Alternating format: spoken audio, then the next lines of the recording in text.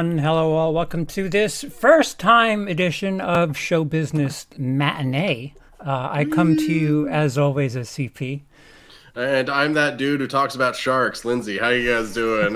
My two cent nonsense. Check it out. Nonsense? Well, same shit. Sharks, Okay. sharks, nonsense. What's up, Patrick, Mike, Jake, Deadhead, Dice? As you could see, there's only two of us, but it's okay. We prepared you for this earlier. You're going to get a bit of a broken double dose. We're trying different formats and, schedules and holidays. We're just going to try to move as quickly as possible. But here you'll see a slightly trimmed down version of what you normally see. So, a little bit tighter, a little bit less. Lighter and tighter. Yeah, lighter and tighter. That's put that on a shirt somewhere. So I recently went on the Lighter and Tighter podcast, giving notes on the Bible to God. It was a very good time. Look it up on iTunes. So in other news, movie theaters are back, apparently. A Quiet Place 2 made $47.4 million this weekend. Cruella made 21.3, splitting that with home VOD Disney Plus, which they'll never share with anybody. So only Disney knows what the hell they made on the back end there. Spiral, yeah, one person saw it, $30. The Spiral in third with 2.2 million. Wrath of Man in fourth with 2.1. That is also available on VOD. And Raya and the Last Dragon also made 2.1. And that rounds out the Memorial Day weekend. We kind of split. We both saw two separate movies that were released this weekend. Do you care to take the lead, Linzo? So I saw a good old Quiet Place 2 today. I just got back from it. I got my little soda here and everything. Take a sip. There you go. Just plugging for Soda brand soda right there because I don't want to get hit with a copyright infringement stuff. No, if anything, I'm trying to get Coke, please. Oh, there you go. Well, not that kind of Coke, the other kind of Coke, the third kind of Coke that no one talks about. So. The third kind. Yeah, it exists. It's just a government secret that no one's allowed to know about. But A Quiet Place 2 really surprised me. I kind of kept forgetting about this movie during quarantine in the grand scheme of all the films that kept getting pushed back and pushed back and pushed back. I literally forgot about it. It was an ongoing joke at a point where it's like, dude, just put it out already. Right. And I mean, I guess it paid out that they didn't because they got that big box office. So yay for waiting sometimes. Yeah, I guess. But, and I really liked it. I really did. I didn't think that it could recapture the same feeling or the same intensity that the other one did because we've kind of seen it once. Gimmicks can kind of wear off. And honestly, I thought the same thing about what was it? Happy Death Day. Loved the first one. I wasn't sure if we needed a second one, but then I ended up really liking the second one. And now I'm doing that here again. So sometimes, gimmicks can carry multiple films as long as you're kind of changing it up and trying to do new things, or at least kind of building off the foundation that the other one did. And this one very, very well builds off of the first one. It almost picks up exactly where the last one left off, while also kind of showing us a little bit of the before times, which was kind of fun and neat and really kind of worked. I don't know. I don't want to be a broken record and just saying it's surprisingly good over and over again, but it was really very good. Cillian Murphy killed it in his new role. That had pseudo 28 Days Later vibes about it at certain points. I kind of got a little flashbacks to that, but post-apocalyptic things kind of have similar things always kind of going on a lot. It happens. Yeah, you danced around it there. That you had similar feelings about Happy Death Day, but Happy Death Day, that franchise kind of pivoted. If I told you that the sequel isn't really a horror movie, would I be out of line in saying that? It's more of a sci-fi. It goes from more comedy horror to sci-fi horror with a little bit of comedy in there. Definitely. So, I mean, the first one had some comedy in it too. Oh well, yeah, it was. They're both leaning heavy on comedy, but there's a little bit of a pivot with what the hell? Did I say A Quiet Place before? I meant Happy Death Day. Yeah. Whatever I said, I meant.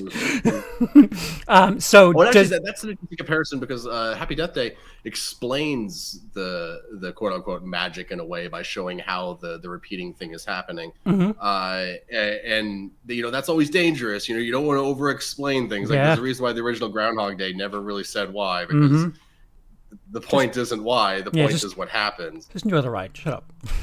Right? Yeah, no.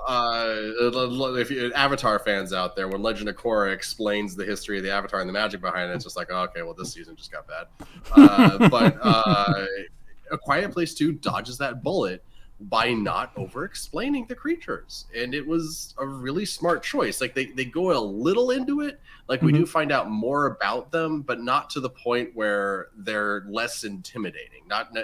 They're, especially now that, like, the first film ends with them killing one, which, they've never done before. And they don't suddenly start killing off thousands of them in this movie. They, it's not like they figured out the chink in the armor, and now they can just go slaughtering them ham over fist, but they're still a threat. And the sound in the movie is still just so, like, anytime there's any noise in either of these movies, you get a little tense. Like, it doesn't even have to be like a big deal, like a fence, like it just catching on someone's shirt for a second, and then the whole fence kind of goes shh.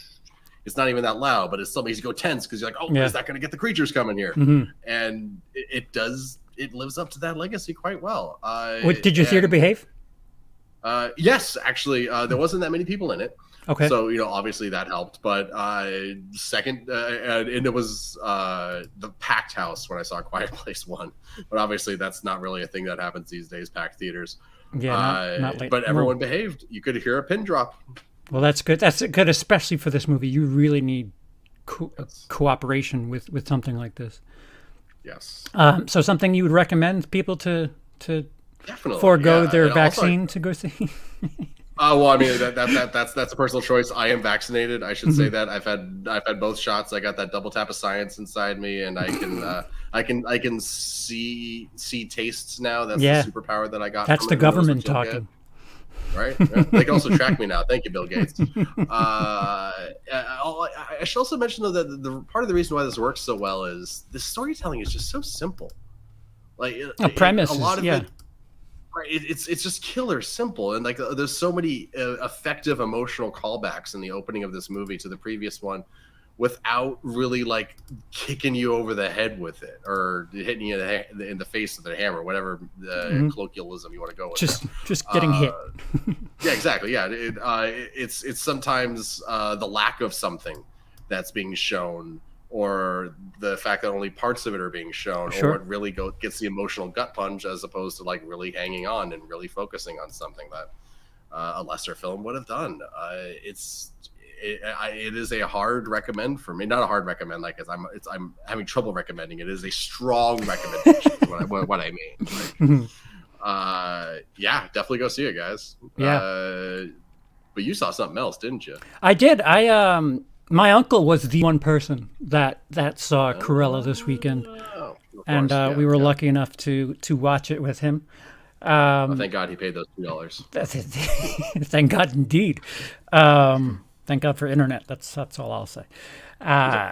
It's long. It's 2.5 hours. But it was very long. Yeah, it's 2.5 hours. It certainly felt it at times.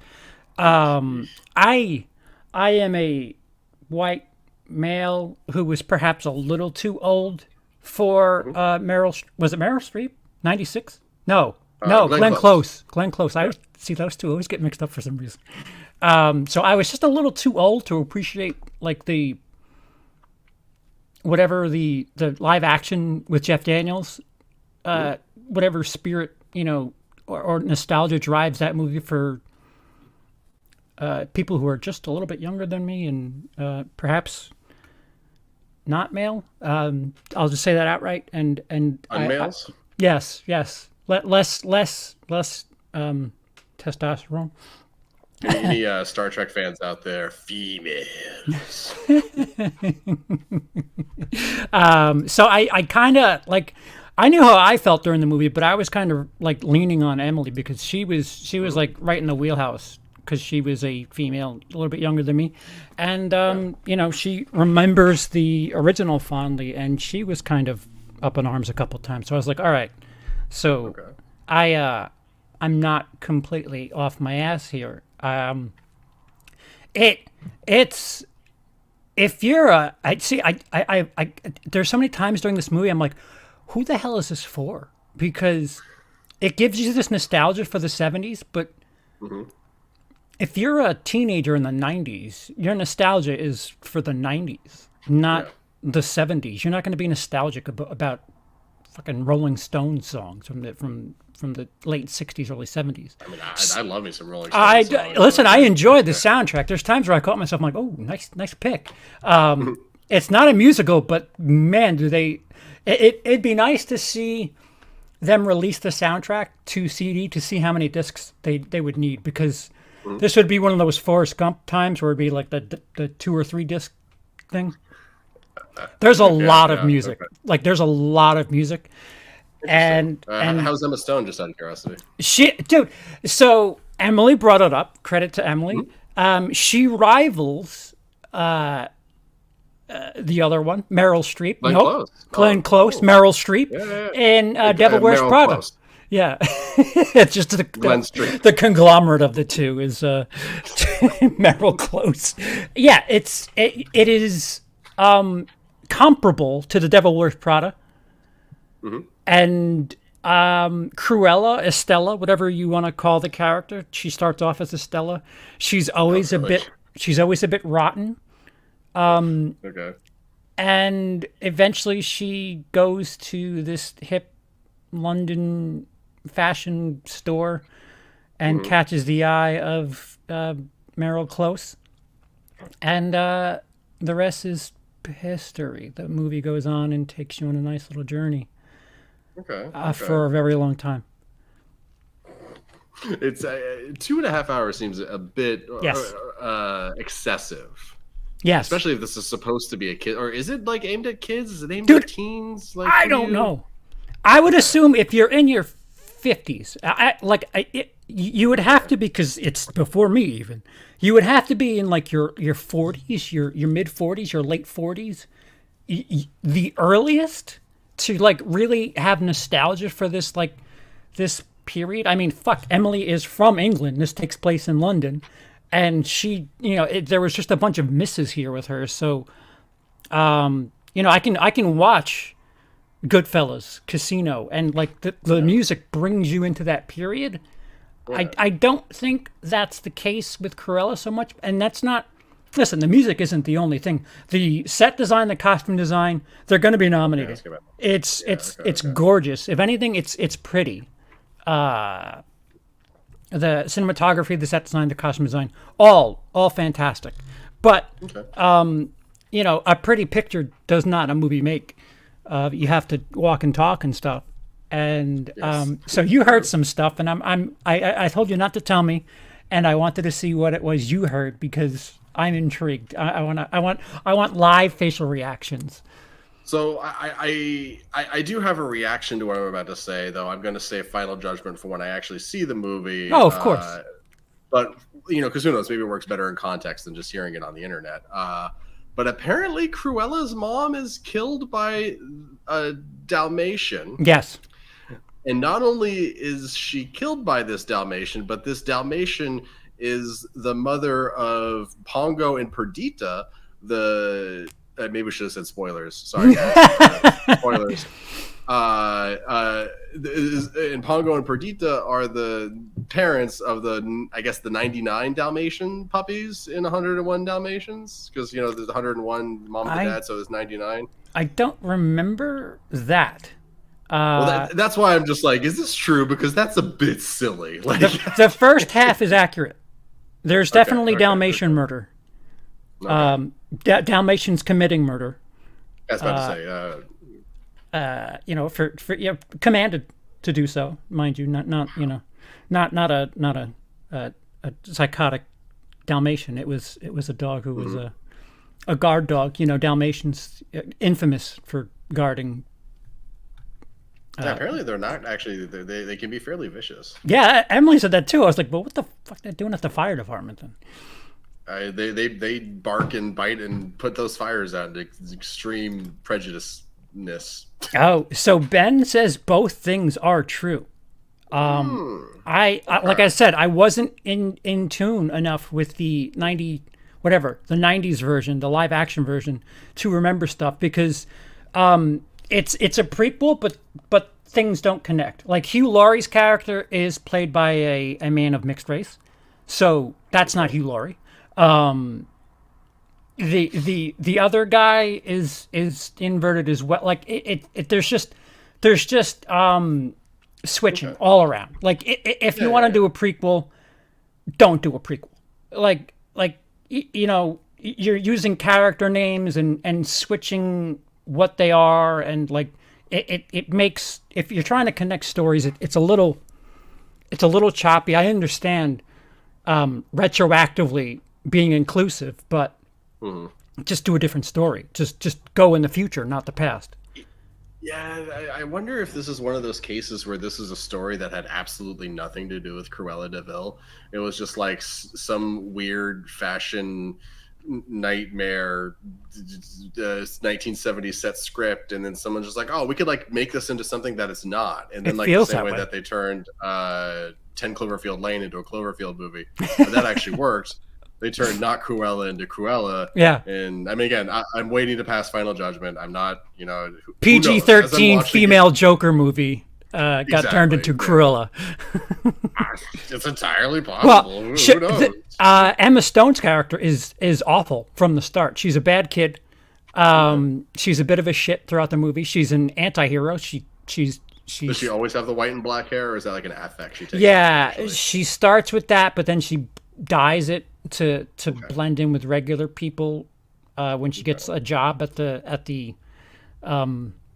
fashion place. But she's already like doing stealing and like con jobs on the street by that point with the prequel version of the two henchmen. What's his face and who's his face? Yeah. What's his cock and what's his cock? What's his cock the sequel? What's his cock the twice? So interesting. Yeah, it's a little, it's very hard to root for Emma Stone because like she's Which not. I'm fine with. Yeah, like, the first time I watched what was it, Chasing Amy, I hated it because I'm like, I hate Ben Affleck's character, and then someone said, Lindsey, you're supposed to, and I'm like, oh, that makes sense. And then I went and watched it again. I'm like, oh, this is so much better. I hate this guy, and I love hating this guy. I'd have to. I'll tell you, like Jacob asked, does it fill out the 2.5 hours? No. I mean, as much as. How many montages are there? There's a lot. There's a lot of. Dude, that is a joke. Dude, there's a lot of montages. There's a lot of they lean on music. Like you cannot have an emotion in this movie without some fucking acid jazzy. Is it Suicide Squad-y, or is it less than that? Over Suicide Squad-y. There's a lot of music. I'm telling you, I would like the total number of musical tracks played during this movie because I would venture to say it's at least 40. At least 40 musical numbers. Because there's not an emotion that's not underlying. 33. I mean, I guess that's over 2 hours. That's not bad. I think Suicide Squad had 20 and 10 minutes or something, but 33 divided by 150. So every 5 minutes you have a new song. Just in time. An average song is about 5 minutes, so. Wow. One of them as on the nose as tone deafly on the nose as Zombie playing during Army of the Dead. Yes. A lot of it is there's a couple of songs where it was I see what you did there. You found enough. It's not supposed to be a musical, but you'd be surprised because there's no. It does not breathe without having some catchy 60s, 70s tune under it to help you feel. Sympathy for the Devil. Like, I'm just like, of course, Sympathy for the Devil. Like, I love that song, but Yeah, there's like 4 or 5 songs. I'm like, ooh, why'd you do that? Don't put that in this movie. What'd you do that for? They put a nice Queen song, like not anything that's super huge, not Somebody to Love, not the Wayne's World song. They did like Stone Cold Crazy, I think it was, and I was like, Wayne's World song. What is it? Yeah. Bohemian Rhapsody. That's it. Sorry. Yeah. No, you go. They named a movie after it. But there's a bunch of British music from the 60s and 70s, and it's just like, yep, you covered it all. Can we focus on emotion now? Nope. You gotta accompany her being angry with some punk rock. Okay. Interesting. I mean, I still kind of want to see it. I mean, of obviously course, I'm going to, but it's of like, course. It sounds like, and I swear I did see these takes on Twitter months ago. People joking like, I bet Cruella's mom's gonna be killed by a Dalmatian. I saw that somewhere, and then like it's actually reality. Emily got pissed. Emily is like, how? Wait, we're supposed to hate this woman. She's supposed to want to kill Dalmatians, and we don't get that. Well, also, it doesn't necessarily have what the thing that turns her and this is like a huge problem with all these Disney remakes. Yeah, this this prequel shit. Yeah. It's like Solo, where it's like, oh, here's how he got his gun. Yeah. Here's how he got his vest. Yeah. When did he learn how to speak Wookiee? I don't know, but that's why he and Han are friends. Like, I was actually thinking about that the other day as I was talking to someone. Like, what if instead of Han being able to speak perfect Wookiee, like he just barely understood it because he worked a job with a Wookiee, and so then like as Chewie's like, oh, I'm sorry, I'm gonna eat you, I'm sorry, and he's just like, well, then just don't eat me, and Chewie's like, oh wait, you can understand me? You can understand me, and then they become friends because of that, not because not Harrison Ford starts going on camera. Anyway, prequels can be good. I said it in my Solo review. Go and watch it. It's a very good review. I'm quite proud of it. Yes, it's not a shark thing on Lindsey's channel. Please go watch it. I know. Believe it or not, those things do still exist. But the trick to making a good prequel is to not marinate in the thing that you're prequeling on. It's to tell a story that happens to take place before this popular story. That's how all of the good ones work. What I did in my Letterboxd review, I was like, are we supposed to just second guess every single Disney villain now because they're going to have a prequel someday? Like, oh, they're a piece of shit now, but in 3 years I'm going to have to feel bad for them because, their mom hit them or something. So of course they're terrible and kill puppies because, somebody was mean to them. So, I'm remembering, I did a video where I made a joke about what was going to make Cruella go evil. What joke did I make? You better have kept notes. I made the joke that did some guy that loved her give her a dog and then break her heart, and that made her hate dogs from forevermore. No, there's dogs. Somebody mentioned it in the chat earlier. Dogs are prevalent. I think it was Ben. They have a dog that helps them on their little heists. Little Chihuahua. Bastard. You see, if I was directing this movie, you know what I would have done? No dogs. Right. Not a single dog in the entire movie. Again, this is why I'm sitting here reviewing this movie and not in the director's chairs for $100 million or $200 million movies. Apparently, it's the budget on this is the soundtrack is the licensing alone is probably 3 digits, 7 figures. Okay, that makes sense. That's a lot of money. Silly, but I guess 33 tracks, and they're all quite popular. I can't wait. Haven't ever been in a movie. The Gaston prequel. I mean, they kind of did it with Beauty and the Beast. I guess they could just do a completely different take on Gaston with a different actor. Although the only thing I liked about that movie and that version of Gaston was the actor. So if you're going to do it, Disney, bring back Luke Evans, have him do it. But then, I don't know, have some lady who could turn into a beast break his heart when he's 12 or something like that. So he spends the rest of his life obsessively trying to get back at ladies people that can turn into beasts. Yeah, because we've had 2 for Sleeping Beauty now, 2 prequels for the villain, because we need to flesh her out as much as humanly possible. Right? Isn't that the villain? Whatever, Angelina Jolie? Yeah, Melissa. And I want to like both those movies, but they're so bad. Like I love slash hate that the first one is like a surprise rape revenge story. Like I love it until you remember that it's a movie for like 8-year-old girls, and then I'm like, okay, yeah, that's content for kids. But I do like like, you know, there's something to that there. I don't like it in the kids movie, but there's something there. But in the second one, it's just like such a piece of shit. Like, did you ever end up seeing it? The second one, no. Oh yeah. Let's just put it like this. You know, what's Maleficent's big thing that she does in every piece of media except for these Maleficent movies? Turn into a dragon. Kingdom Hearts, the original Sleeping Beauty, the Once Upon a Time take. Maleficent herself always turns into a dragon. Well, in these movies, Maleficent turns her male buddy into a dragon to rescue her because she's a damsel in distress. And then what happens in the second one? She turns into a phoenix. What is wrong with the people making these movies? How is this so hard? It's simple. And it's supposed to be a woman empowerment movie. And she's turning her male friend into the dragon to rescue her. Yeah, that's female empowerment right there. Good job, Disney. This might qualify as female empowerment, but at the same time, she's committing crimes just all over the place and not like likable. Oh, okay. I mean, not likable. Well, you know, maybe not likable, but not, you know, not defendable.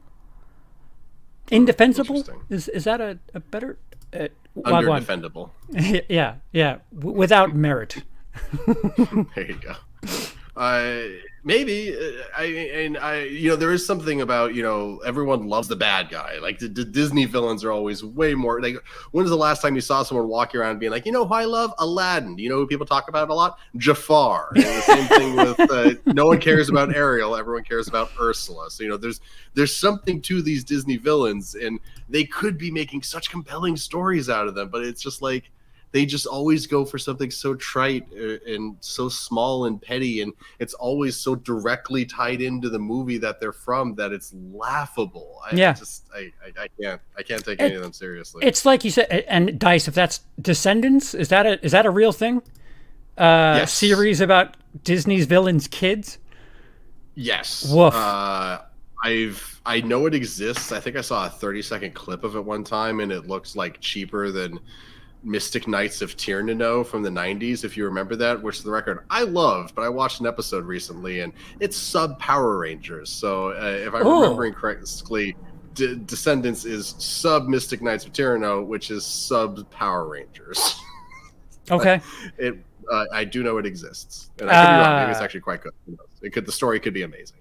So you brought it up. They don't have to like this like ends before the 80s. Whatever the live action Dalmatian movie is mid-90s. You could just leave out the middle with the Dalmatians. You don't need to fucking hammer home like, hey, remember this thing that we know about her? Like she also kills a fucking tiger in the beginning. You want to tie one of those in too? Kills a tiger? Yeah, remember they skinned the tiger at the beginning of the. I only know that because I just freshly rewatched the '90s version. Because it was at the front of our forever since I've seen it. At the very beginning of the 90s version, they skin a tiger from the zoo, and she makes a fucking thing out of it. Excuse me. I do remember that. It's a white tiger, and that is coming back to me. And that's how you make a villain. That's how you make a great villain. Like, you know, she's not doing anything to her dog related. She's doing something completely different, but still like tied in. Yeah. That's characterization right there, not an obsession with dogs. There's a difference. Yeah. Again, I'll see it, and maybe it'll work within context. We'll see. Yeah, Jacob says, I don't care about likability. Tony Soprano, Walter White are sociopaths, and they're fascinating. Oh, yeah. I don't think an origin story for this character is interesting. The difference between what the two gigantic characters you mentioned, Tony Soprano, Walter White, they were fleshed out to hell. Both of them, at least 60 episodes each, at least. I've never actually seen Sopranos, but you know, Walter White, even if you don't seasons. like him, you understand why he's doing it. And 5, 6 if you count the season that was split in 2 for, you know, views. Yeah. So I'm trying to think of if I broke Breaking Bad down to 2.5 hours, could I get the same point across? And I don't know. Well, it depends on the point you're trying to get across, because like arguably, like the main question of the series is in the first episode of when does he break bad, and I mean, is it in the first episode when he kills the dude? Spoilers. Or is it later on down the road? At least that's how it sounds, but for me. That's a good point. Also, Maleficent literally means evil. Like the word Maleficent means evil. So like, you know, and she was interesting in the original because she was just so unequivocally evil. Just evil for the sake of being evil. Like she's cursing a baby because her parents didn't invite her to the gender reveal party. And it's like, why are you going out of your way to like humanize this character? And if you absolutely do have to humanize this character, like, why do it in this way? Like, I always thought it would be. I kind of thought going into Maleficent, it was going to be something like, you know, she curses the kid and then she watches the kid grow up and she's like, oh no, I love the kid. I need to break my curse, but I can't break my curse. So I guess I have to trick them into killing me. And so then the curse will be broken or something like that. But no, it's not that at all. She just kisses the girl and then she's all better. And it's just ripping off from Once Upon a Time. Now I'm just ripping on Maleficent, though. There's no point in doing that. But these Disney remake things that they're doing the last few years have been so bad. I mean, you remember, what was it, the Wizard of Oz one? Ugh.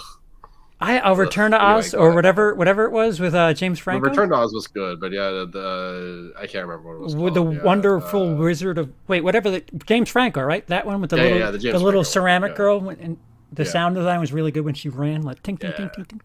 That was a character you cared about, because I felt enjoyed like, that. A slight breeze would make her crack. And then they're throwing her around the whole movie, like, ooh.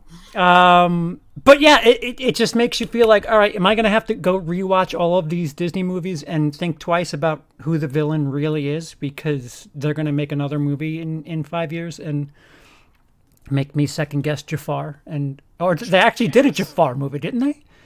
Yeah, they cast sexy Jafar because everyone they thought the guy that played him was super attractive, but then in the movie he had absolutely no charisma whatsoever. It was like laughable how boring the guy was. Like, obviously you're not going to ham it up like the guy in the original cartoon version and just be like, "I'm a snake, am I?" But like, at least give us something. That was a horrible Jafar impression, for the record. Yeah, you're 0 for 2, I think. Yeah, your Wookiee's pretty questionable, and now you're Jafar. Hey, whoa! I speak fluent Wookiee, man. You coming at me about my Wookiee? Like, we're gonna have some issues here. But I will admit that Jafar was horrible. So the first episode of Descendants is supposed to be about Maleficent's daughter deciding not to be evil. That's turning on your name, essentially, and wants to be a good guy instead. Unmaleficent. Hi, I'm a good person. My name is Horrible Slaughter You All. Well, I doubt Maleficent's daughter's name is Maleficent, actually, so maybe I should take that joke back. Mirror bitch, you ain't that. You're hot, but you ain't that hot. Maleficent, I will kill everything. Oddly accurate. Maleficent is probably the most petty villain of all time. I love it. They ruined that. And twice over at that. And so many people die in the second Maleficent movie too. Oh, really? There's a very high body count in that movie. I'm intrigued now. I mean, it's Disney death, so you know it's not like blood and gore, but a lot of people die fairly horrifically if you really think about it. Mm-hmm. Yeah. So, was there any other laughable stuff that you heard about? With that was pretty much it. I hear she's good in the role. Oh, sure. The actors are fantastic. Yeah, and I hear about the music a lot, but that's really it. I'll get around to it sooner or later. I like I said, I was checking my watch. It felt like it could have been a little bit, maybe half an hour shorter. Again, I felt like it wasn't for me. It wasn't targeted towards me, which is fine. I've watched the entire Twilight series well past any needing to. The 50 Shades series, I've seen all of that without any sort of awareness. You know what you can say positive about the 50 Shade movies? Nothing. They didn't split the last one. Yeah. Yeah, they were running out of steam. They're like, hurry up, get it out, quick. Well, I think the books had so little going on, I don't even know if they could have if they wanted to. I have not read them. Wait, isn't that the books that are fan fiction from Twilight? Yes. Yeah. Yes. Yeah, no, I've seen some of the books, the first one, and it's off. I do like that they tried with the first movie when Kelly Marie something was the writer and Aaron Taylor Johnson's wife was the director. But then, like, the person who wrote the book is being like, no, not accurate enough. Fire them and make worse movies going forward. Yeah. So if you've seen the movie and you enjoyed it and you know, that's great. I'm not, listen, there's stuff that I enjoyed about it. I'm not saying that, you know, it's regrettable. I had a decent time. The soundtrack was good. But again, if you're a child of the 90s or later, I don't think you'll have the same emotion tied to what they're shooting for. As also, like, sorry to interrupt you, but like, no. Do people even really care about 101 Dalmatians anymore? That's what I was thinking. I was like, listen, okay, yeah. I don't know how strong people feel about Cruella. I know they love Glenn Close's version, and if you note, both Emma Stone and Glenn Close are executive producers on this film, so that character needed to be padded to hell. So, just a little interesting note that they both had a fiduciary interest in how the character played out. Well, I mean, whatever their fiduciaries may be, the fiduciary of Disney is always going to be way bigger. So, like, sure. Disney's like, oh, you want to show me a pittance million? Yeah, take your 2 points on the end. It's fine. Yeah. We're going to do what we're going to do. And then Emma's like, no, I want 3. And Disney's like, silence, you'll take 2.5. I don't know why I'm doing so many impressions tonight. Thank you for humoring them. I don't know which exec at Disney that is, by the way, but sure. Oh, it's all of them just congealed in just one.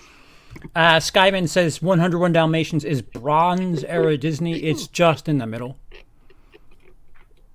Fair. So I wonder how long until we get the aristocrats. They were not the aristocrats. That's the joke. The Aristocats. Yeah. I got a show for you.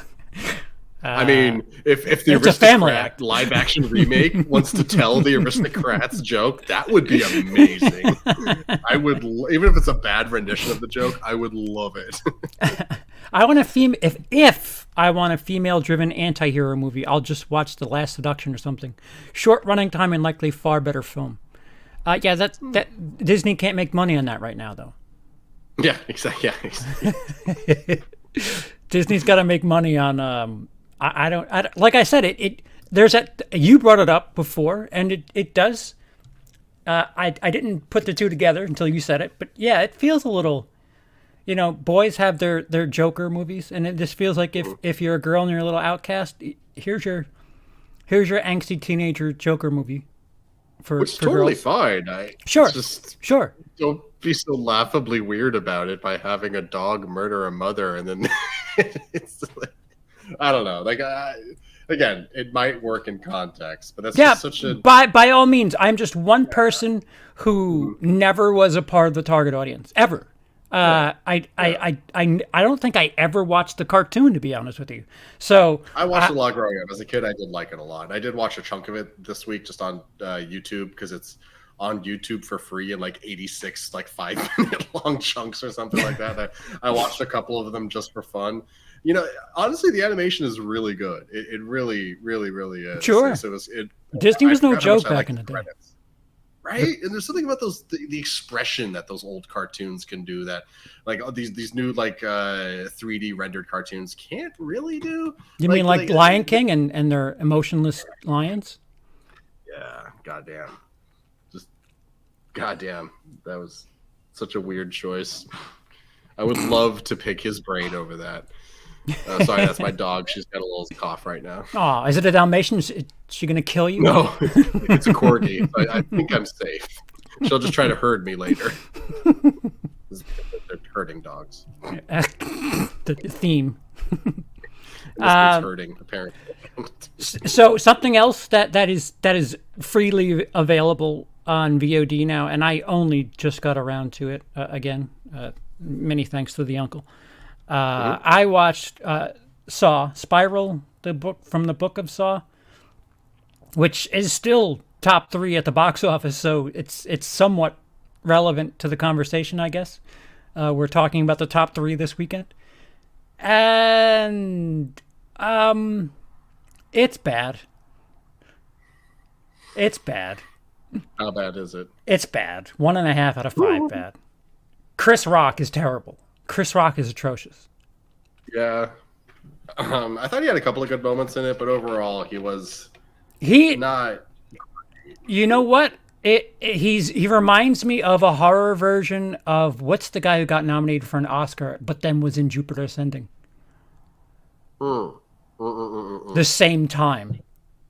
Yes, Eddie Redmayne. Yeah, Eddie Redmayne. It reminds me of Eddie Redmayne in Jupiter Ascending. When he's angry, he's over the top. When he's not, he's forcing words to his lips and teeth. And it's like, what? Speak up, honey. What? There's no middle. It's just, I'm angry. And that's it. That's it. And there's no. I don't know what needs to be brought up again about the Saw franchise. Like, that was something that like capitalized on this weird turn. Like I feel like it wouldn't exist if 7 didn't exist. So 7 comes out in the mid 90s, and then in the early 2000s Saw comes out, and it's kind of the same extreme crime thrillery type thing with a twist, and they just go further and further and further. And then we have torture porn, and then everybody's like, all right, you know what, this is kind of stupid. Yeah. And then they tried to resuscitate it a couple of years back with Jigsaw, which was okay. A delightful mess. Yeah, it was better than 7, but what does that mean? And then here you have Jigsaw, which is, gory. If you're looking for gore, I guess there's that. Oh, and actually, here's a good question. So the moment that I walked into the theater, because there was the confusion over the start time, Fandango had it wrong, and free ticket, blah blah blah blah blah. I came in right in the middle of the finger trap. Okay, that's pretty right in the middle. Yeah. So just to give you an idea of how far I came in. So part of me is like, maybe I should go back and watch some more of it. Just I don't know. So you've seen the second half. Yes, I've seen everything from that point on. So I know how obvious the twist is. I know that it's not really like the moment that they start putting the twist into the movie, you're like, oh, that's not what's happening. This is what's happening. Like, you know what I mean? Like, it was just so obvious. Yeah, and don't use that song. Don't use that song, please. Don't use that song. Like that song, the original Saw. The theme music. Like that. Hey, shit's going down, and here we're going to explain it to you all. This does not deserve that song. This is very like, hey, I'm Jigsaw, and reasons. And it's such a weird, abrupt ending too. Like, it's implied that he's getting away, but he's not. Yeah. Like, the cops still have the building surrounded. Yeah. Like, at least you can pretend none of those SWAT members saw him, but they did. Yeah. And Chris, it's like... Yeah, Chris Rock's character knows who he is. He knows whose kid he is. Like, yeah. No. It's over. Like, yeah. There's nowhere to go with this story with that character anymore. Yeah. But it ends on such a mic drop of like, oh, we got you guys. Yeah. We're so confident. I'm just like, no. Yeah. Take a Quiet Place. Both of them end very abruptly. Like, I love the way the first one ends. It's like, oh my God, we killed one. And then there's more coming. And then it just ends. Like, that's such a great ending. And it's not the exact same thing here, obviously, but it does in a similar sort of fashion, just like, cool thing. Cut to black. Over. And I'm like, and it kind of works in a way for these movies because they're so simple. But Saw's never simple. Or at least I guess the first one is kind of simple. Saw hasn't been simple for some time, and this movie is not simple. Yeah, well, the affection I have for the first Saw was Ben from Lost, who you think is the bad guy for the entire movie, Zepp. You find out he's got a tape, and you're like, oh shit. He's not the bad guy. He's just trying to save his ass. And that's when you like really that starts setting in with you, and then the dude on the ground gets up and you're like, oh shit, that is powerful. That was intense and incredible. This time it's just like, hey, it's this person, because that things coming. like pseudo spoilers. I'm not going to actually say it, but guys, filmmakers. Film appreciators. If you're Darren Lynn Boozman too. It's a guy who's associated with the franchise. Oh well, but anyway, like if your movie is all about horror and gore and over the top kills, and you don't show someone's death on screen, it's kind of obvious what's happening. Yeah. You think you're being clever, you're not. You're not being clever. And Emily brought it up too. She's like, we just saw this thing, and you're showing us a flashback plus something that we didn't see. You don't either show us the thing when you're doing the original, callback, or just don't be so exposition heavy, so we don't feel like we're being just inundated with just the same damn information over and over again that just has no value. Or in a movie where the killer always kills with over-the-top traps that are pseudo games, when you show us the corpse that's supposed to be the person that you're pretending is dead, at least make it look like a pseudo trap game thing and not just a dead body. Yeah. This is one of those things that, like, sometimes you watch a murder in a movie and you're just like, I feel like in real life they would have figured this out by now. Yeah. They would have put this together instantly. Yeah. Oh, and like the fact that so I guess I just completely give it away. If you tattoo a dead body, hold on. Don't you DNA that piece of corpse too? By the way, wouldn't you DNA test that against your records to see? Wait a minute. No. Let's double check. No.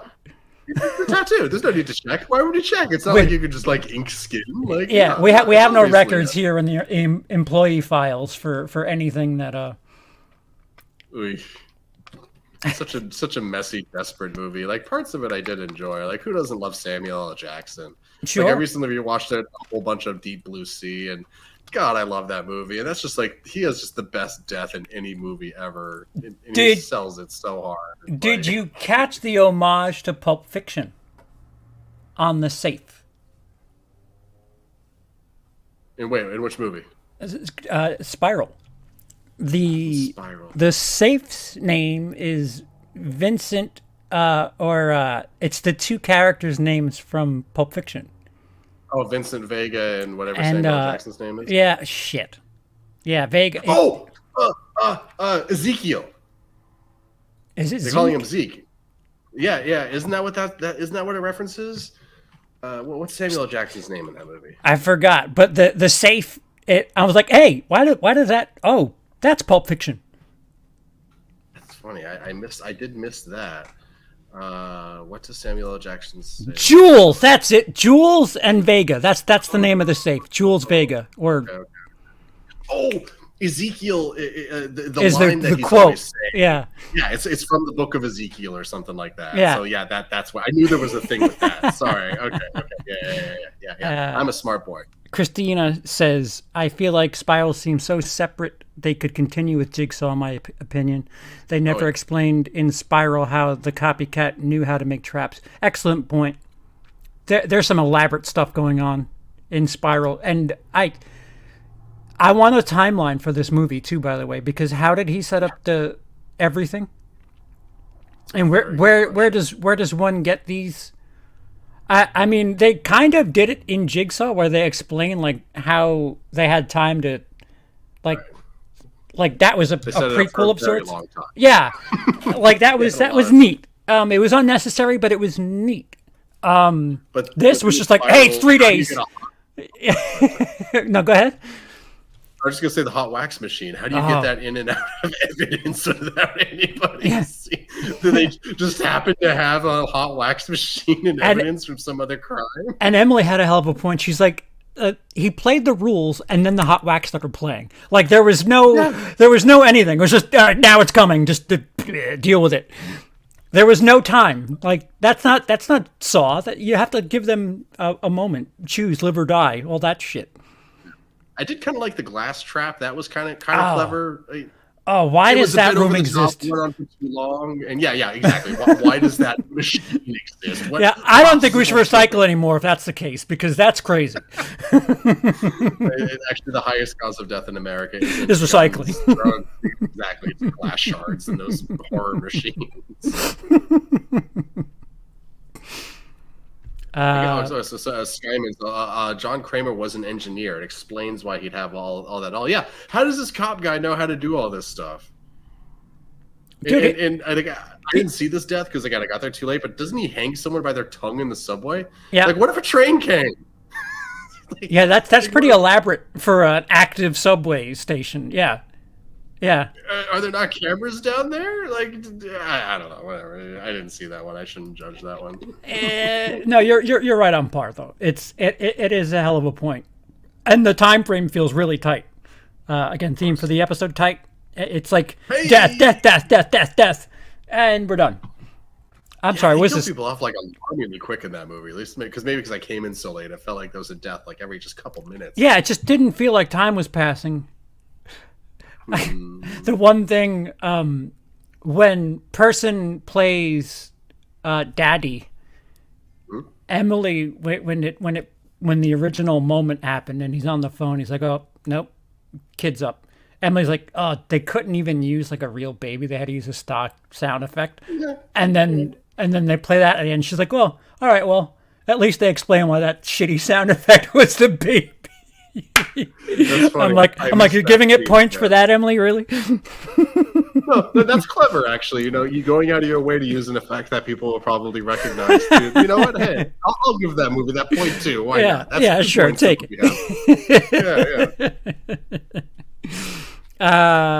Jacob, sounds like this movie pulled some weird Invisible Man-esque fucking regarding people faking their deaths, at least based on what you guys are saying.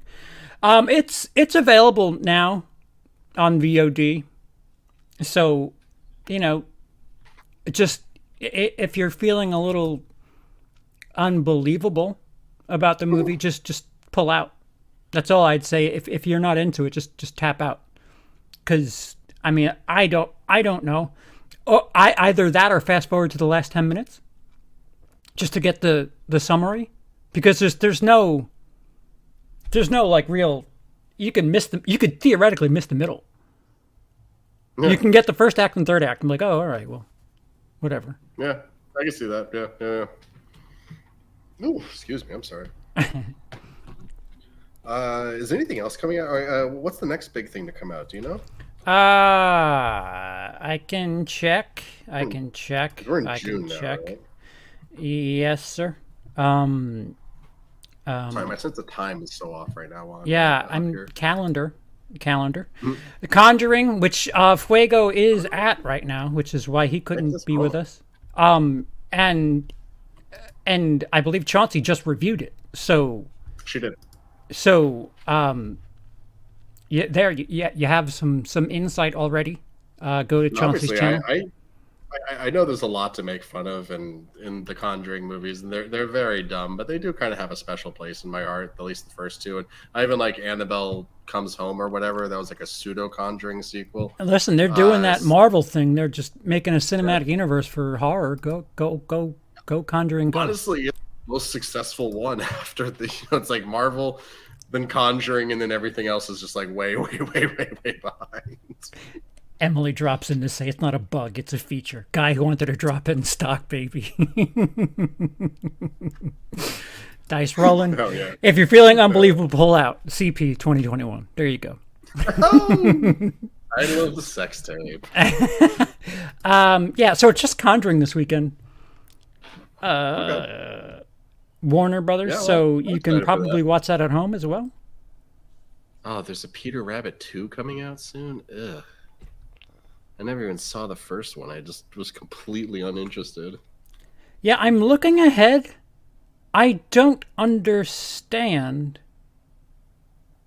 2 weeks from now, The Hitman's Wife's Bodyguard comes out. Yes. Ryan Reynolds, Samuel Jackson, Salma Hayek, Frank Grillo. which I saw a great trailer for. I'll talk about in a second today. Okay. So. Hmm? Oh, I can talk about it now. If we had more movies to come up, I didn't want to. Fast 9 comes out June 25th. Okay. But is out right now in China. Oh, and I'm looking at the schedule. I don't understand why they're taking so much time. Because China. The exclusivity for 1 month.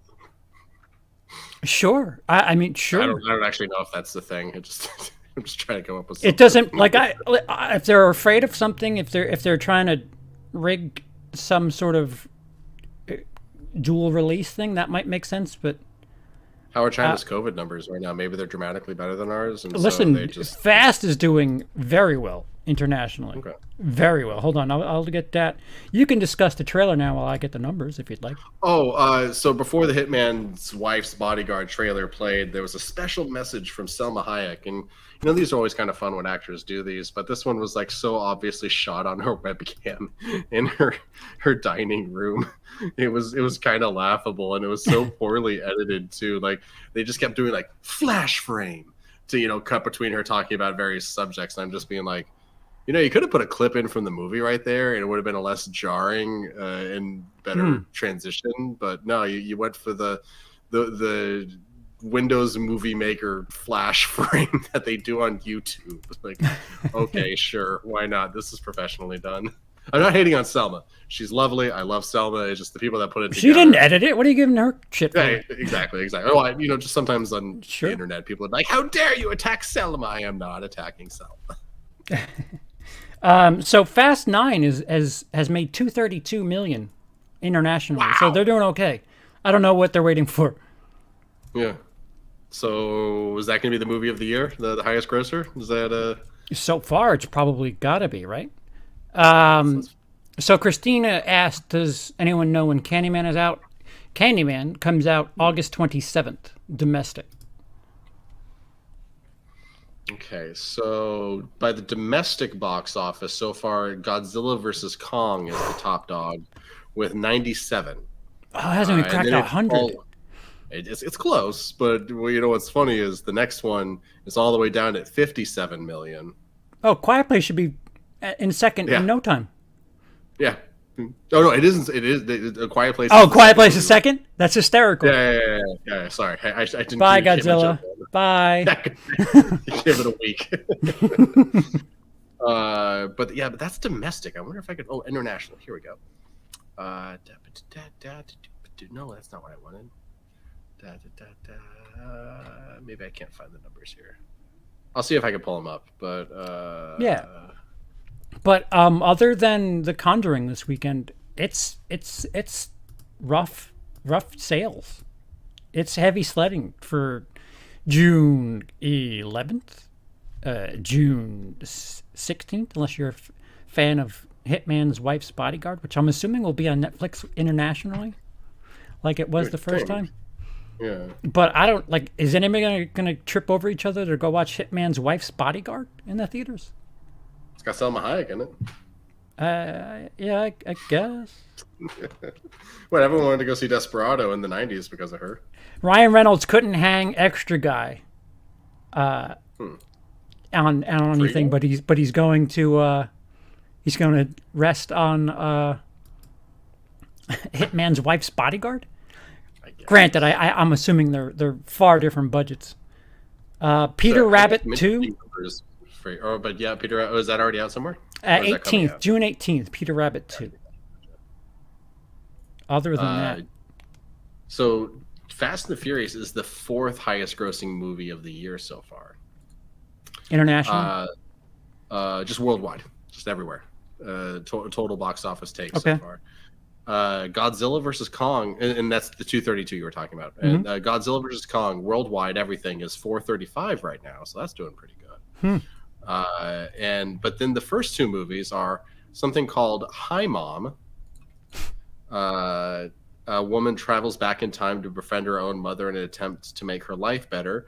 822 million. Holy worldwide. Shit! Where is that? India? I have no idea. We should. doesn't look like it. Possibly. Oh no, yeah, it's a Chinese movie. It looks like, yeah.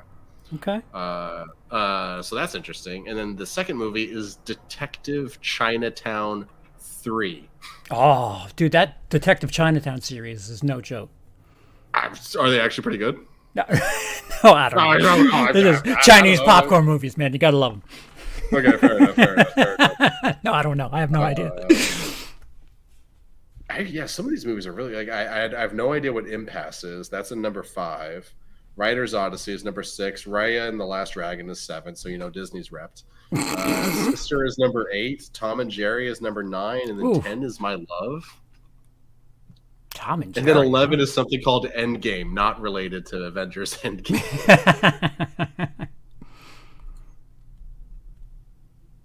Oh, the Evangelion movie is the 16th highest grosser of the year. Hey, good for it. People waited 8 years for that movie. Which? It's weird anime obscurity. It's not actually 8 years. I think it's supposed to come out in 2015, but then the director of it went to go make Shin Godzilla instead. So this got pushed back, and now it's just finally coming out. I'll take that transition. I really appreciate Shin Godzilla. I need to see it because I do really like the director a lot. Hideaki Anno, I probably butchered it to high hell, but I'm pretty sure that's how you pronounce it. He's a very interesting fellow. Mm-hmm. This is a weird time because I'm looking ahead. July 2nd, we get the Boss Baby prequel. No, we don't. That doesn't exist. Boss Baby Family Business.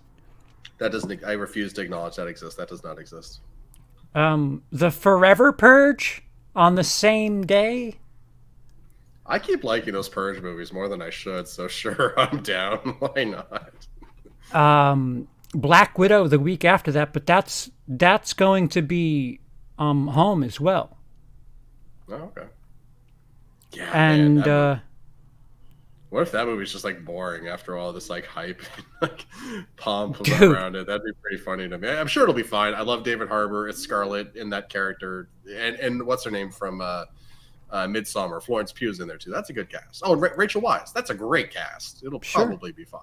Yeah. Sure. Space Jam. I mean, the summer, like this feels like what box office used to be like in the 80s. Like summer doesn't really hit till mid-July. Space Jam, that should probably be huge with everybody.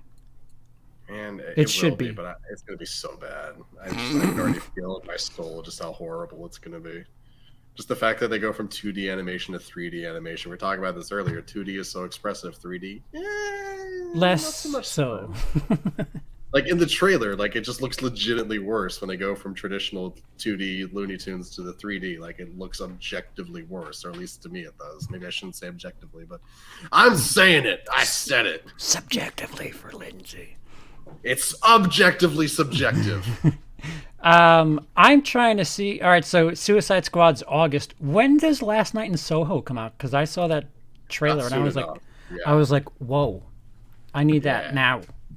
I need that just injected directly into my eyeballs. Not June. Really not June. Not July. Really?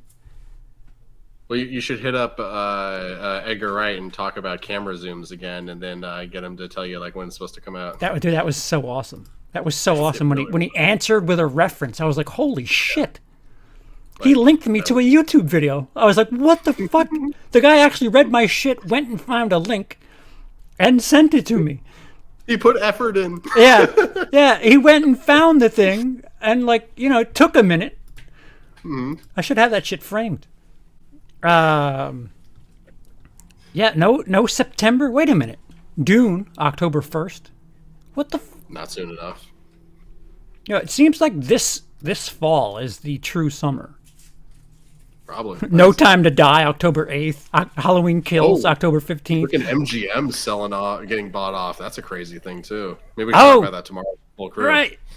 Last Night in Soho, October 22nd. I guess it's a kind of a horror movie theme, so I guess that makes sense. Yeah. Dude, this fall looks incredible. Eternals, November 5th. Still October is stacked. What is that? Hell yeah. Good luck, Universal. You waited on that Halloween project. Now you're stuffed. Well.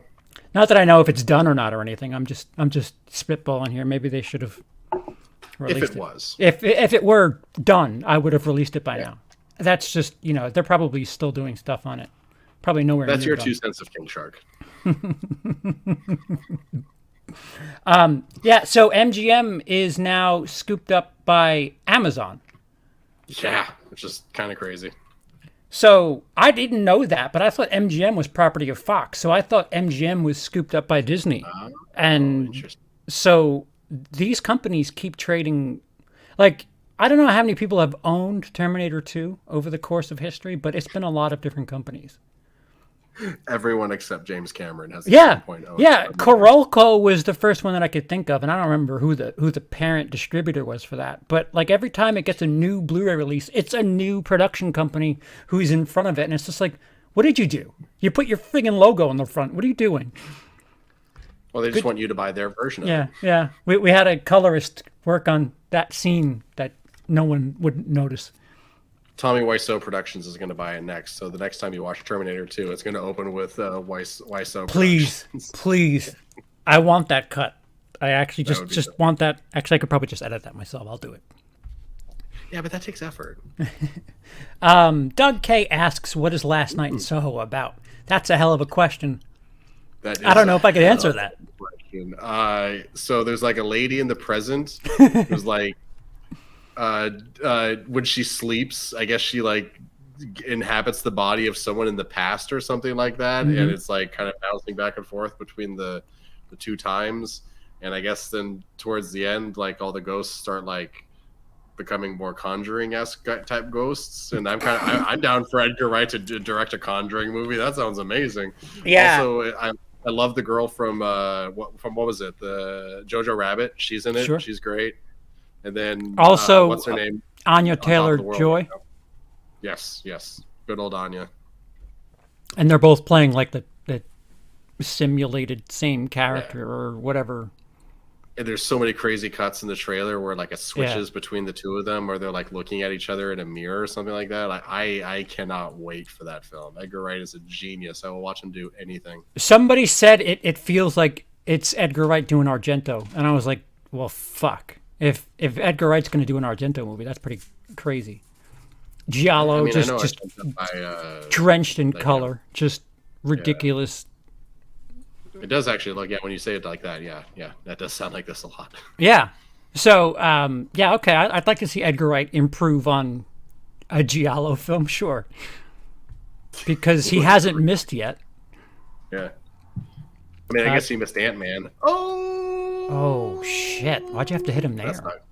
I'm sorry. I'm cool. Sorry, Edgar Wright. Edgar, don't hate me. I'm sorry. And Jacob just says it. Last Night in Soho is a Giallo film with time travel, as far as I can tell. Dude, I swear to God, I said that before you typed it. I swear to God, I did. We'll never know. You Are Not Alone is what? What? On Dune is As Lynch is with you. The cast is just great. What? You Are Not Alone on Dune as Lynch is with you. I see.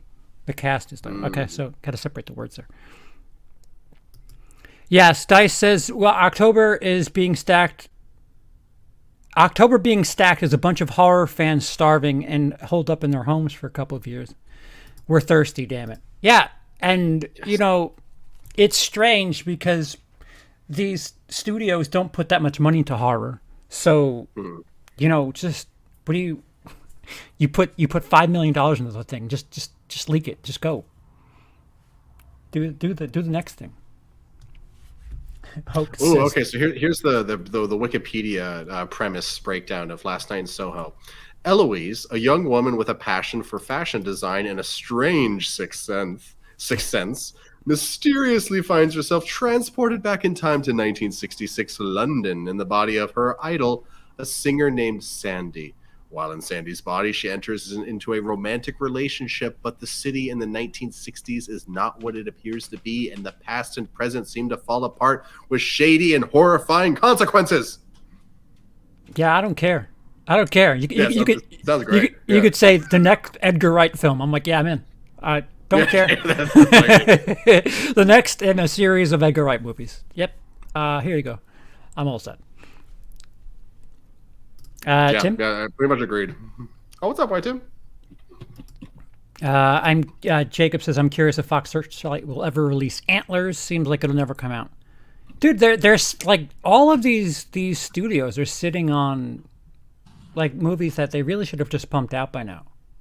Because what we have is this weird backlog, and now like Dice brought up, like I brought up, October you have things like Halloween going against 007. Like that's a little. Listen, you feasted on nothing 2 years ago. Now you're gonna have to go against big boys. So also, be prepared. I have a feeling that they know that this James Bond movie sucks. It's been a very long time, hasn't it? And didn't they try and sell it for like $500 million last year? Was it that low? I thought Netflix. I thought they said 300, and Netflix was like, "We'll give you 50," and they were like, "No." And then they just kept going. Netflix offered less than they paid Daniel Craig. They paid Daniel Craig 75. Was it 60? I thought it was 75. Whatever it is, it's absurd. It's what's his name from Jack Nicholson and Batman. It's amounts of money. It's the entire Blumhouse catalog for a decade. Jesus, right? Honestly, though, if I could go back in time and become any producer right now, it would probably be Jason Blum, just because that guy did make a lot. He might be a dick, and who knows what else. Listen, the guy's he's a genius. He's modern day Weinstein without the rapey stuff. Hopefully, who knows? Yeah, in 20 years we might. But so far, so good. Yeah, fingers crossed. He just capitalizes on cheap shit, makes $1, and does another thing. So. Oh my God, what if in 20 years it does turn out that he's true, and instead of the phrase being "you got Weinstein," it's "you got Blumhouse"? Oh, no. I know, I hope not, but that'd be an Cheers, interesting timeline. Cheers. Vanilla Coke back at the supermarket. Giddy up. Oh, yeah. The prediction was healing. So Ben says the prediction was everybody would be vaccinated by September, so I'm sure they thought October would be the triumphant return to theaters. Yep. That makes sense. Except now they're scrambling to fill July and August. And September's a wasteland. Yikes, to quote. September ends. Yeah. Yeah, I don't know. This summer looks patchy. For a theater industry that's just absolutely licking its wounds. I don't see anything in the next 3 months. I mean, A Quiet Place, sure, everybody is vaccinated. Holiday weekend, everybody's like, fuck it, let's just, not home. Let's just not be home. I don't know if they could do that in 2 months with any old garbage. And honestly, I don't go to the theater unless I know it's not going to be oversold. Like I went on a Tuesday afternoon today, and I always double check on Fandango to make sure that there's a lot of open seats and a lot of space. And I always wear an N95, not just regular cloth mask. So I try to be careful, but I also drink my Coke. So who knows what I know? Not much. Jason, there aren't any female horror directors out there for me to hire Blum. Yeah, God forbid. Oh, he did say that, didn't he? God forbid. Jason Blumkin, otherwise known as Jason Yikes Blum. I gotta send him a shirt. I really do. See if he wears it. That'd be amazing. I did the Blumhouse logo, but it says Yikes instead of the Blumhouse logo, and the K is in the house. That's amazing. I'd frame his picture and put it above the Edgar Wright picture if he wore a Yikes shirt. It would go right above the Edgar Wright, sending me a link to YouTube. There are no women directors out there who would do horror movies. Ugh. Oh, did he really say that? Yeah, I guess that's the quote. Yeah. Which just feels so I went and hired this garbage fire to direct Black Christmas and do it in 2 days. Go. It's July. Make it look like winter. To be fair, it was slightly more than 2 days. Not a lot more than 2 days, but I think they had at least a week. Let's be real here. They edited for at least a week. Come on. Okay, so I'm looking up just horror movies directed by women, just to really pour the salt on Jason Blum being a silly person here. I never saw the Slumber Party Massacre, but I've heard that name before. The original Pet Sematary, The Babadook. The prequel to Pet Sematary. No, the original Pet Sematary, not the prequel, the 1989 one. Or at least unless that was. Wait, what? What's happening? Oh no, just women movies that were directed. Yeah, Mary Lambert. Sure. Yeah. Oh, I see what you're saying because the original. Okay. Yeah, somebody did bring that up a couple weeks ago that they're doing a Pet Sematary prequel. Oh, the original Oh no, the new Candyman, the one that hasn't been released yet. I saw. Okay. Yeah, what's her face? Ex Mrs. Cameron did a fine vampire movie. 30 years ago. Nightbreed? No. Oh, what's her name? She directed Point Break. Catherine Bigelow. She did a horror film about vampires. Somebody Near Dark. Thank you, Hoax. American Psycho. That's another one.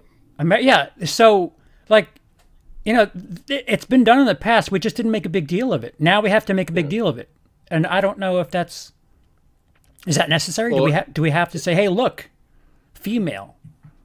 I think it's worth making a big deal about it when someone like Jason Blum's being like, yeah, there's none that want to do it. I think then you have to kind of make a big deal out of it. It's just a stupid thing for someone to say. But again, full respect to him. He's a genius businessman, but come on, man. He's apologized for it, so he admitted he was wrong. But it's just Jennifer's Body. That was directed by a woman, too. Yeah, that was written by Diablo Cody as well. Or did she direct it as well? She wrote it. I know that much. No, so someone else directed it, but she did on the heels of Juno. Yeah, which I like Juno. I'm curious how it would age up if I saw it today, but I did like it quite a bit back in the day. Girl Walks Home Alone at Night. Yeah, see, the chat's just lighting up. Cool. Yeah, Ben, Black Christmas was directed by a woman, Sophia Takal. Yeah, we're trying not to touch on that one. Man, I'm sure she's got other things. The moment where that just suddenly became Us 2 months after Us came out. It's just like, what? Yeah, when the trailer does the movie in a minute 12, you're like, yeah, I saw this. I saw this. Oh. You genuinely showed me the twist in the trailer. Why did you do that?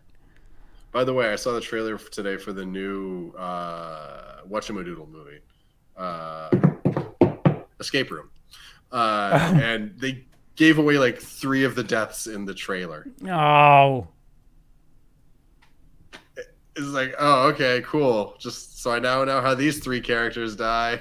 No ambiguity at all. They gave away an entire an entire one of the rooms too, the entire gimmick. It's I get it. There's nothing to really base this. Well, that's not true. The second one, it's all people that have survived not just the events. Yeah, survived movie, but similar things. Yeah, which is that cool. was a neat touch. Yeah, it's like the Hunger Games Part 2 when you have all the the champions or whatever. That's That's the best one. The second Hunger Games. It is. Yes, by far. Doug in the chat says, why don't these big movie companies look into people that make fan films to do full-length features? Never Hike Alone and It's Me, Billy.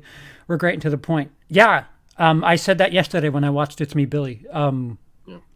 Yeah, the problem is these studios, they don't care about what...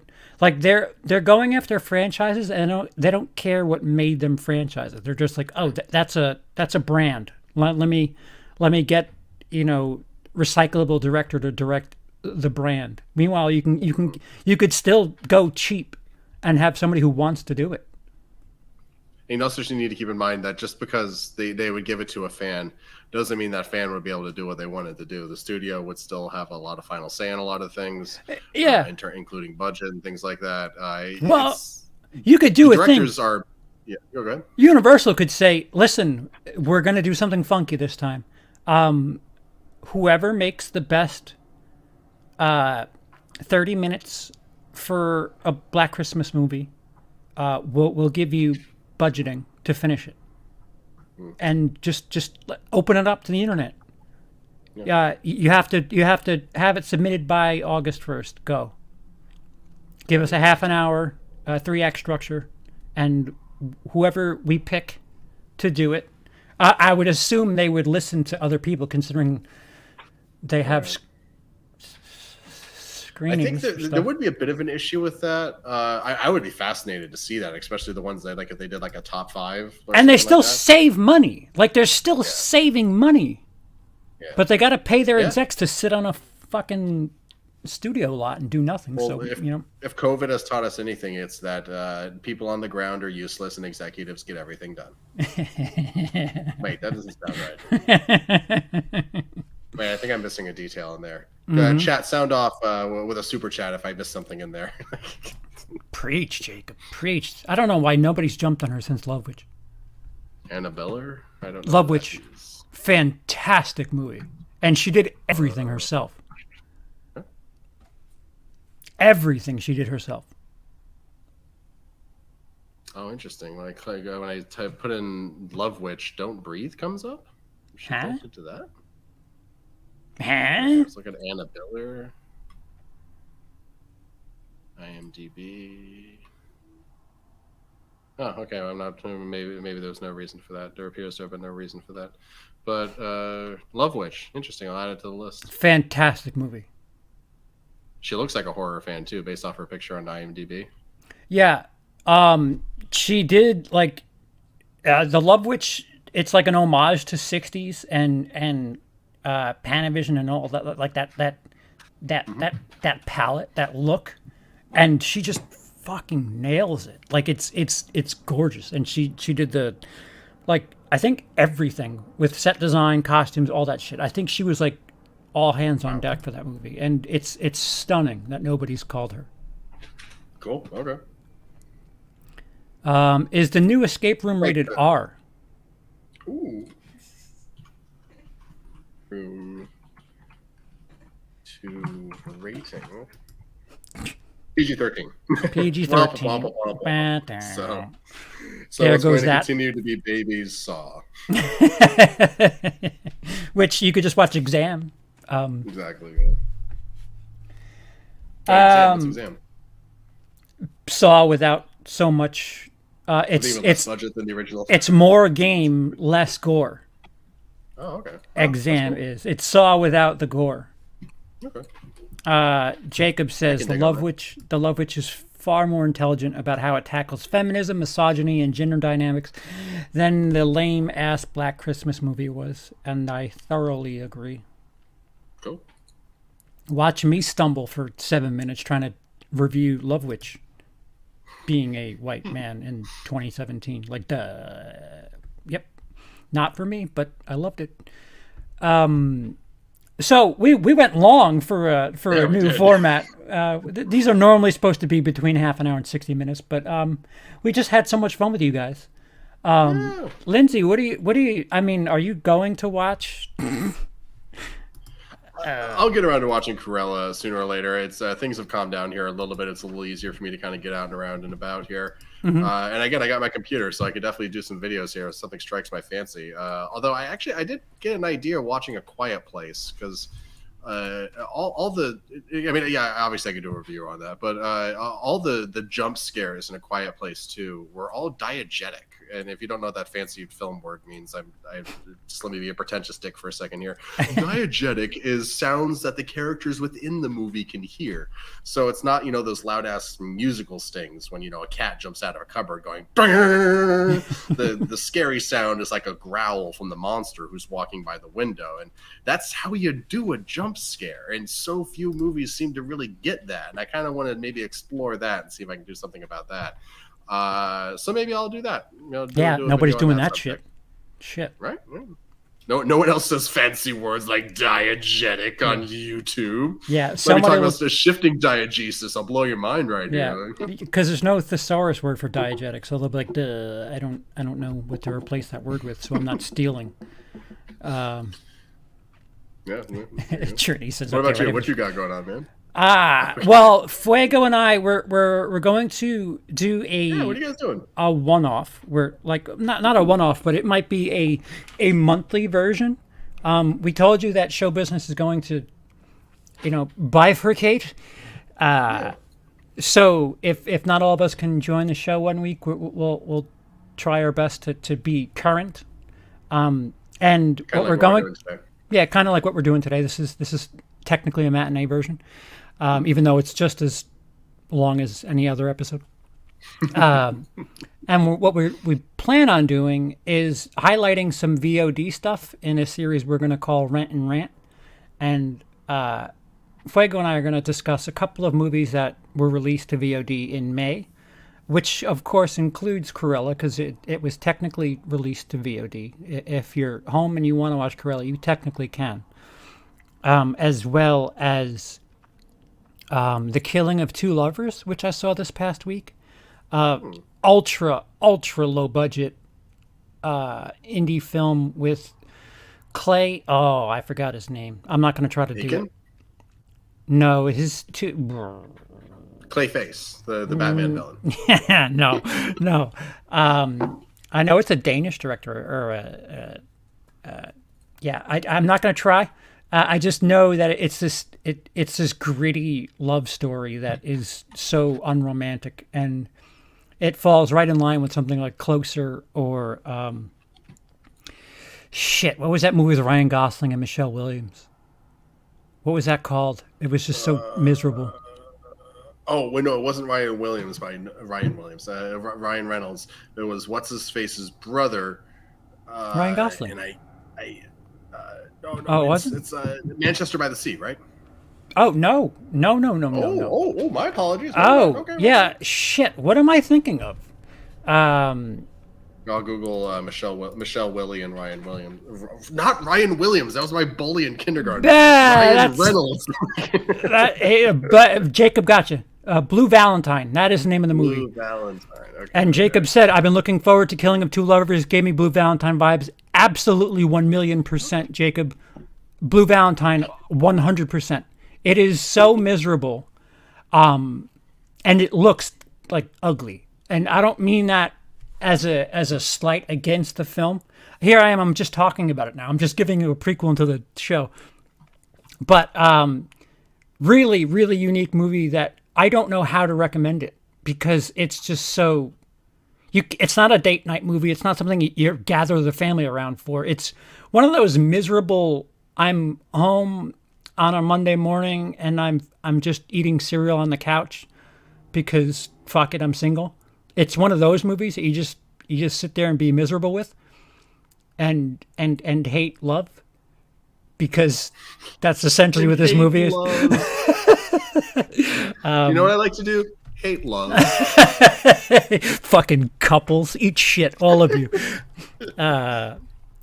Which is the middle piece, and there's another movie that was released in Australia, but only recently was released to VOD here in America. It's called The Dry, and it stars Eric Bana, about a detective who goes home when his friend commits a murder-suicide. And some things don't add up, and he sticks around, and we have some lingering stuff that we find out about everybody from the lead to everybody in the town. It's interesting, and they're perfect movies, especially Two Lovers and The Dry. They're so perfectly home movies. I don't know how else to put it. Like, I feel like thrillers, like stuff like that, are so perfect to gather around. Like Silence of the Lambs and stuff like that. I loved renting that and just watching it at home. I don't know how to explain that. Yeah, so like they're not, they're not 5-star movies by any stretch, but they're just new. They're just new and shit. Do you need new right now? Because fuck. That's a good question. So that, be on the lookout for that. It'll be there'll be some production behind it. So it won't be live, but be on the lookout for show business May 2021 Rent and Rant, where we discuss a couple of VOD movies, those included. Yeah. Hell yeah. Otherwise, we'll be back next week at some channel. Be sure to subscribe to everybody down below. Like we said earlier, Chauncey's already got a review for Conjuring Up. Fuego's currently watching it. If you subscribe to each of the show business characters, you'll have some insight into the week ahead, and you'll be ready in case one of these episodes does not appear on this channel. Other than that, do we have anything else, Lindsey?